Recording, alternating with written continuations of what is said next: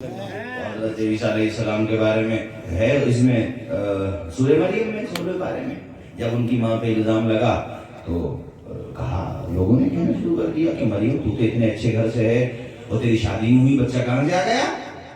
اللہ پاک نے مریم کے دل میں یہ بات ڈالی تو اے مریم اپنے بچے کو اشارہ کر دے یہ بول پڑے گا پالنے میں بچے 2 سال میں نہیں بولتے بچے بعض بات کے 3 سال میں نہیں بولتے وہ پالنے میں بولنے لگے. سبحان اللہ.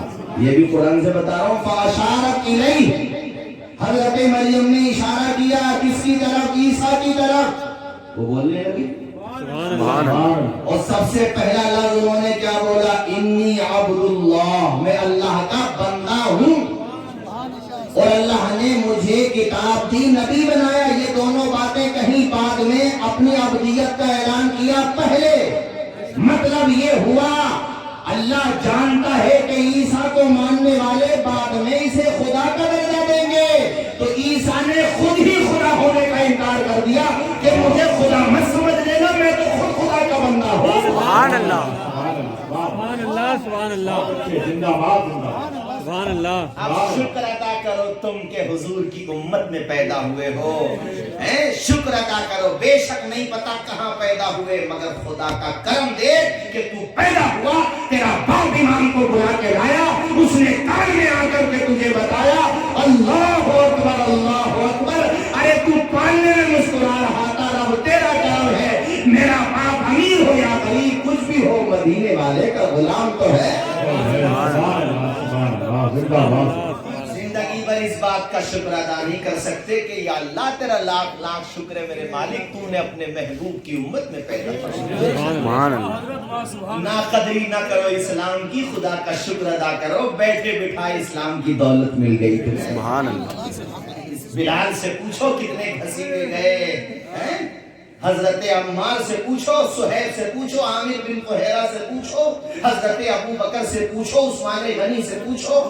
چچا ہے عثمان غنی کا اس میں بوریے میں بند کر دیتا بے ہوش ہو جاتے پھر کھولتا منہ سے جھاگ نکل رہے ہوتے بے ہوشی کی وجہ سے. چچا تماچے مارتا کچھ بے ہوش ہوتے کچھ ہوش میں ہوتے تو کہتا عثمان ابو بکر کے کہنے میں آ کے کلمہ پڑھ لیا اب تو چھوڑ دے ورنہ چمڑی ادھیڑ دوں گا.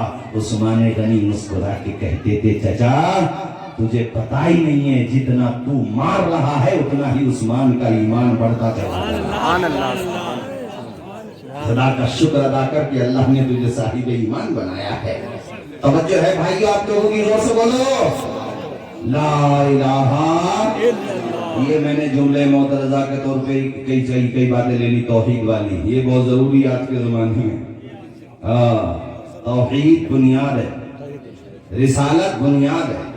اور ایک بات کوئی مکمل کروں گا جہاں بات چھوڑیے وہیں پہ آ جاؤں گا. ایک بات اور بتاتا چلوں اپنے گھروں میں قرآن پڑھنے کا ماحول بھی ہے every day without any gap اس کو لازم کر. قرآن میں اگر آپ گہرائی سے پڑھیں گے نا جگہ جگہ آخرت کا ذکر ہے قیامت جگہ. آپ 30واں پاری پڑھنا شروع کرو تو پہلی سورت پڑھو ورنہ اس کے بعد دوسری سورت پڑھو ورنہ پڑھتے رہو آگے پڑھو. اذا الشمس كورت واذا النجوم انكدرت اس سے آگے پہنچو اذا السماء انفطرت واذا الكواكب انتثرت. کیا ہے سب قیامت کا ذکر ہے. سورج لپیٹ دیا جائے گا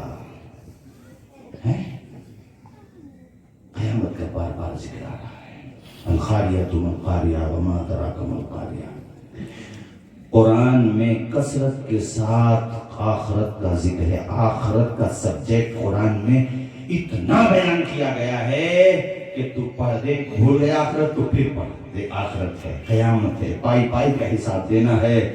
اور یہاں تک آیا اذا زلزلت الارض زلزالها واخرجت الارض اثقالها وقال الانسان ما لها يومئذ تحدث اخبارها.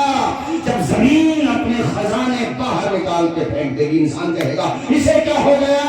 اللہ کہتا ہے دیکھ سب کچھ تیری نگاہوں کے سامنے آ گیا. کتنا سامنے آ گیا کہ رائی کے دانے کے برابر. رائی کا دانہ بڑا ہوتا ہے ایک ذرے کے برابر بھی اگر تو نے نیکی کی ہے اپنے ماتھے کی آنکھوں سے دیکھ لے اور تو نے ذرے برابر برائی کی ہے وہ بھی اپنے ماتھے کی آنکھوں سے دیکھ لے. قرآن بار بار آخرت کو بیان کر رہا ہے. ہم نے کتنے دن بیان کیا آخرت کو اپنے بچوں کے سامنے؟ یاد کریں اپنے آپ کو کہ ہم نے بچوں کے سامنے قیامت کا ذکر کب کیا تھا. یاد کریں. قیامت کا ذکر چھوڑو، گریبان میں جھانک کے دیکھو تو یاد آئے گا یار قرآن کے جزدان کو چومے ہوئے 1 سال گزر گیا، ہم نے قرآن چھو کے بھی نہیں دیکھا. نو کے نیزہ پہ میرا حسین قرآن سنا رہا تھا، دنیا کو بتا رہا تھا دیکھو یزیدیوں نے سر کو الگ کر دیا ہے جسم سے، لیکن میرے سر کو قرآن سے الگ نہیں کر سکے. 1 سال ہو گیا، قرآن دیکھا تھا کہ نہیں؟ وہ قرآن جو میرے نبی کا سب سے بڑا معجزہ ہے. ارے قرآن پڑھیں گے تبھی تو جذبہ ایمانی پیدا ہوگا. بولو زور سے. نماز پڑھیں گے تبھی تو ایمانی جذبہ پیدا ہوگا. کتنے لوگ بیٹھے ہوں گے یہاں 40 سال 50 سال 60 سال کی عمر ہو گئی، کبھی تو رات کی تنہائیوں میں سوچو یار جوانی ختم ہو گئی، بال سفید ہونے لگے، اجزا کمزور ہونے لگے، قوت ہاضمہ خراب ہونے لگی. اب ہمیں بھی تو قبر میں جانا ہے اور 3 کپڑے لے کے جانا ہے کفن کے. بس آئے تھے تب بھی رو رہے تھے، جائیں گے تب بھی رو رہے ہوں گے، اللہ یہ کہ اللہ مجھے جانفزہ سنا دے فرشتوں کے ذریعے، اس کا کرم ہے مسکراتے ہوئے چلے جائیں. اور قبر میں کیا لے کے جائیں گے؟ کفن بس، باقی عمل لے کے جائیں گے. جانا تو وہی ہے. ہم نے نمازیں کتنی چھوڑ دی، قرآن پڑھے ہوئے تھے بھول گئے قرآن. کتنے ناظرہ ہیں ناظرہ بھول گئے، کتنے حافظ ہیں قرآن بھول گئے. ابھی وقت ہے، مہلت ہے، اس مہلت کا استعمال کر لو، قرآن کو اپنے سینے میں آباد کر لو. مجھے علامہ اقبال کے یہ 4 مصرے یاد آ رہے ہیں. وہ زمانے میں معزز تھے مسلمان ہو کر، آج ہم خار ہوئے تاریخ قرآن ہو کر. درس قرآن جو ہم نے نہ بھلایا ہوتا تو یہ زمانہ نہ زمانے نے دکھایا ہوتا. سبحان اللہ سبحان اللہ سبحان اللہ. تمہارے یہاں پہ جو مدرسے چل رہے ہیں نا، شاہی چبوترا ہو یا ہمارے مولانا نور عالم صاحب کا مدرسہ ہو، یہ جتنے بھی مدرسے مولانا انوار صاحب کا، چلے جایا کرو کبھی کبھی، نکلتے پڑھتے ادھر کچھ رہے اور سوچا کرو کہ ان مدرسوں میں ایسی قوم رہتی ہے کہ جب بڑے بڑے لوگ صرف جمعے کی نماز پڑھ رہے ہیں، صرف جمعے کی، لیکن ان مدرسوں میں ایسے نونہالان امت رہتے ہیں، چھوٹے چھوٹے بچے بالغ ہیں نابالغ ہیں، کتنے تو نابالغ ہیں کہ جب ہم ہفتے میں صرف 1 نماز پڑھتے ہیں، ایسے بھیانک دور میں بھی یہ بچے فجر کی اذان سے پہلے اٹھ کے قرآن مجید کی تلاوت کرتے ہیں، 5 وقت نماز جماعت سے پڑھتے ہیں. ان بچوں کو گود لے لو، ان کے لیے گرم کپڑے خرید کے دے دو جیسے بیٹوں کو پالا جاتا ہے. میرا رب چاہے گا تمہارے اسی عمل کو جنت میں جانے کا ذریعہ بنا دے گا. سبحان اللہ.